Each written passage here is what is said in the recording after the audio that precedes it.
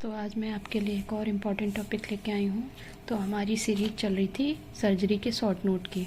तो आपने कल पढ़ा था कार्बंकल, तो उसी सीरीज़ में आज हम आपको पढ़ाने वाले हैं नया टॉपिक, दूसरा शॉर्ट नोट, जो कि साइनस होता है। बहुत इम्पॉर्टेंट टॉपिक है।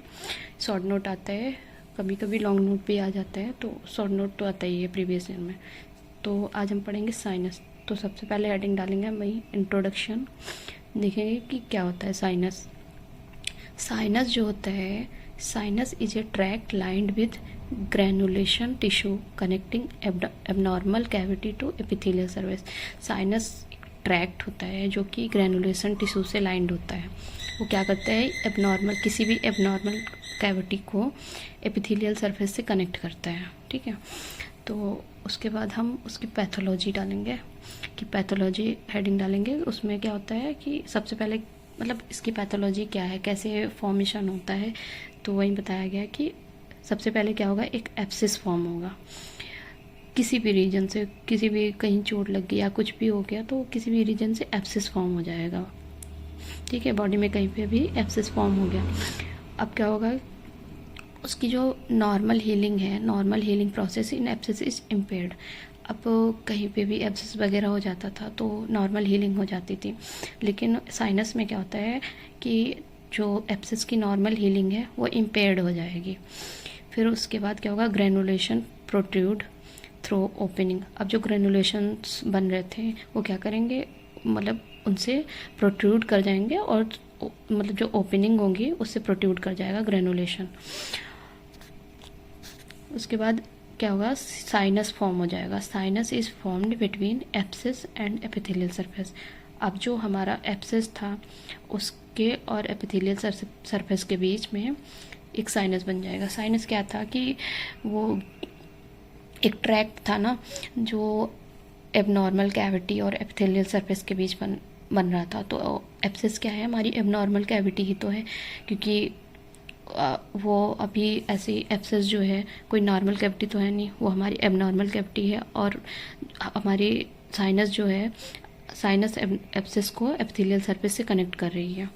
तो साइनस फॉर्मेशन इस तरीके से हो जाएगा। सबसे पहले कोई एब्सिस बनेगा किसी भी रीजन से, फिर जो हमारी उसकी एब्सिस की नॉर्मल हीलिंग थी वो इम्पेयर्ड हो जाएगी, तो ग्रेनुलेशन बनेगा, ग्रेनुलेशन प्रोट्रूड कर जाएगा ओपनिंग के थ्रू, फिर साइनस फॉर्मेशन हो जाएगा एब्सिस और एपिथेलियल सरफेस के बीच में।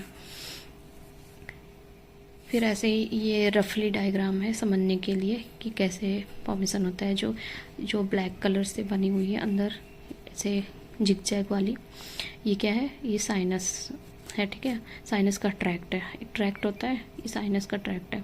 उसके बाद जो बाहर है, हमने देखा था कि ग्रेनुलेशन टिश्यू से लाइंड था साइनस हमारा जो था। तो ये ग्रेनुलेशन टिश्यू से लाइंड है, ये जो लाइनिंग है ये ग्रेनुलेशन टिश्यू की है। और इसके बीच में जो कैविटी बन रही है वो एब्सिस है, एब्सिस कैविटी। फिर ये जो नीचे गया है ट्रैक्ट जैसा, ये हमारी जिसके ऊपर है ये हमारी एपिथेलियल सरफेस है। फिर उसके बाद हम देखेंगे कि कौन से फैक्टर हैं जिनसे हमारी डिलेड हीलिंग हो रही है। मतलब जो एब्सिस बना था उसकी डिलेड हीलिंग के क्या फैक्टर्स हैं। तो इनएडिक्वेटली ड्रेन्ड एब्सिस। अब जो एब्सिस हमारा बना था वो प्रॉपर उससे मतलब ड्रेन नहीं हो पा रहा है, जो भी फ्लूइड है उसके अंदर उसको अच्छे से ड्रेन नहीं किया जा रहा है बाहर, वो ड्रेन नहीं कर पा रहा है, उसकी वजह से हीलिंग जो होती है डिलेड हो जाएगी। Foreign body in abscess cavity. अगर एब्सिस कैविटी में फॉरेन बॉडी आ जाती है उससे भी उसकी हीलिंग डिले हो जाती है।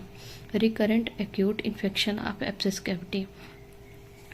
और बार बार कोई भी एक्यूट इन्फेक्शन हो रहा है, बैक्टीरियल वायरल कुछ भी, तो उसकी वजह से भी एब्सिस कैविटी के जो मतलब एब्सिस कैविटी में रिकरेंट एक्यूट इन्फेक्शन हो रहा है, उसकी वजह से भी हीलिंग हमारी जो है डिलेड हो रही है। तो देख सकते हैं आपने पढ़ लिया है साइनस कैसे फॉर्मेशन होता है। तो हमारा दूसरा टॉपिक साइनस भी कंप्लीट हो गया। एक शॉर्ट नोट और हमने देख लिया। नेक्स्ट वीडियो में हम अगला शॉर्ट नोट देखेंगे। तो ऑप्स गायनी के भी वीडियो जाने वाले हैं, तो आप लोग हमारे साथ बने रहिएगा। तब तक के लिए बाय बाय, टेक केयर, पढ़ते रहिए। खुश रहिए।